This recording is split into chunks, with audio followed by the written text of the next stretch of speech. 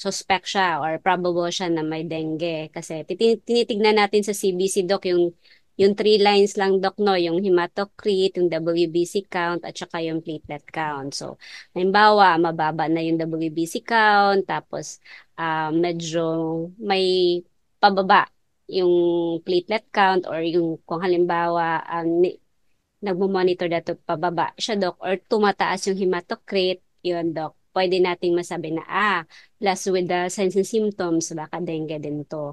Or pwede natin din, or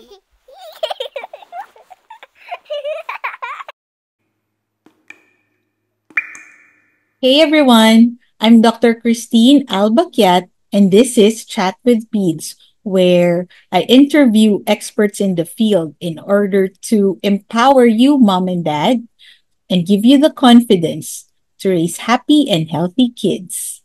So, my guest for today is a colleague and a good friend. Her name is Dr. Nori Jane Arok.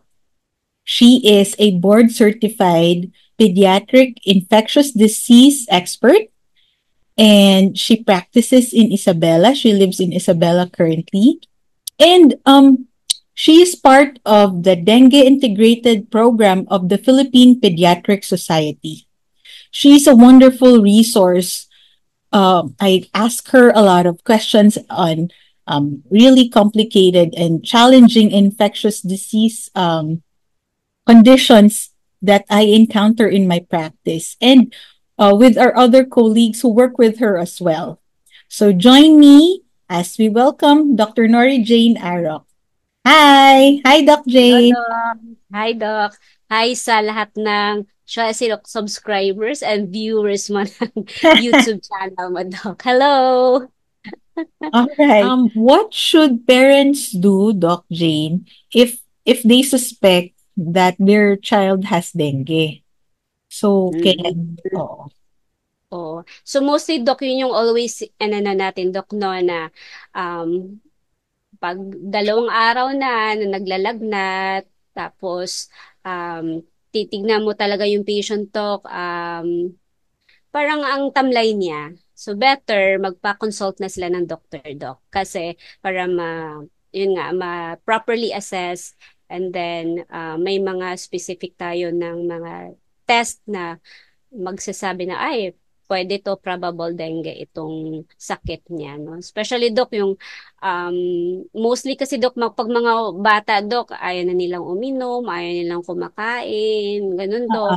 uh, uh, Palagi na lang sa bed. Kunyari, dati, gustong-gusto niyang manonood ng TV, ayaw na niya. Yung mga ganun, mga unusual na supposed to be active siya na hmm. ano, Dok. So, yun, magpa-consult na lang, Dok, para sure tayo at maagapan natin, no, kaagad, Dok, kung talagang ito ay isang dengue or hindi. Okay. So, Doc, 2 days pa lang na fever, na high Yes, Dok. fever, Mm-mm, nakasama na mm-mm, yung tamlay, nakaiba na yung bata. Kailangan na nilang mm-mm. magpa-check. Yes, Dok. Yung, Okay. basta fever na hindi nawawala, nakadito ka Mhm. na, Dok. Tapos matamlay, yun, Dok. Kahit wala pa yung, di ba, mostly, Dok, ang pag sinasabi nilang dengue, oo, na mayroong epistaxis, doon pa nila, ay, baka dengue to. Kahit wala yun, Dok. Basta matamlay Yes. lang siya, tapos naglalagnat pa ng 2 araw, better, magpakonsulta ng Na. doctor. Okay. Okay. Yeah. How do doctors diagnose dengue fever? Sige, Doc. So, ang doctors, Doc, na tumitingin sa pasyente, Doc, Mhm. kung available lang yung CBC, pwede nating, may idea tayo, Doc, no, na Yeah. pwedeng suspect siya or probable siya na may dengue. Kasi tinitignan natin sa CBC, Doc, yung three lines lang, Doc, no, yung hematocrit, yung WBC count, at saka yung platelet count. So, halimbawa, mababa na yung WBC count, tapos medyo may pababa yung platelet count, or yung kung halimbawa nagmo-monitor na to pababa siya, Doc, or tumataas yung hematocrit, yun, Doc, pwede nating masabi na, plus with the signs and symptoms, baka dengue din to. Or pwede natin din, or mga doctor din pwede din mag-request, Doc, yung tinatawag ng dengue duo test, Doc, yung NS1, tsaka IgM, IgG na dengue, IgM, IgG. Pero sa NS1 kasi, Doc, may ibang laboratories na separate siya, Doc, na kasi ang NS1, Doc, pwede lang siyang gagamitin kung ang fever mo is less than 5 days pa. Parang biyan na, ang i-request mo na, Doc, is yung IgG na dengue, Doc. So, Yeah. yun. So, basically, Doc, itong mga test na ito, Doc, hindi siya confirmatory, Doc, kasi wala naman tayong available na viral culture na magko-confirm talagang ito ay dengue virus or yung dito sa atin naman, Doc, yung RT-PCR na dengue. Hindi Oh, din siya easily accessible, Doc. Sa RITM lang yon. Ito yung, sa DOH, Doc, ito kasing hinahanap nila, Doc, yung confirmatory na RT-PCR para masasabi mo, confirmed case to. Kung ang nasa available lang sa atin, Doc, as the NS1 or IgM positive, itatag pa din siya, Doc, na probable dengue. Pero the management is still the same, Doc. Dengue pa din siya yung management, yeah. Doc. So, yun yung mga all, silang lahat, Doc, blood test sila, Doc. Yes. So Mm. you mentioned, Doc, sa CBC, well, helpful na rin siya in a way. Pero, Yes, Doc. oo, kasi sometimes I see patients na second day or third day of fever, may dala-dala ng CBC, nagpa-laboratory na Mm. sila.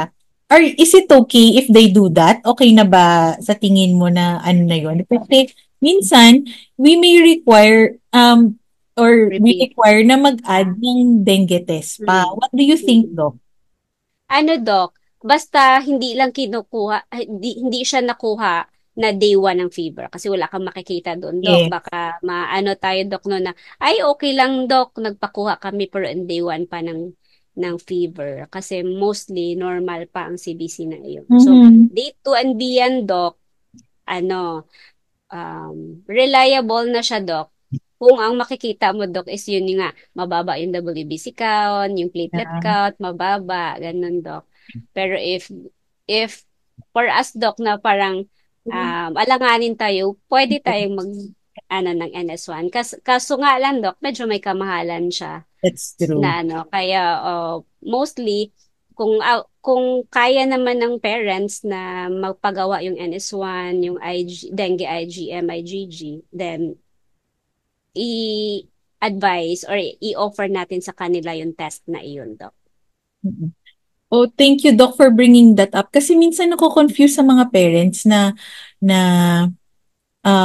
for example, CBC lang ang kailangan. Minsan, Mm. doctors may need other tests, kahit yung dengue NS1, dengue IgM, and IgG to help in diagnosing dengue.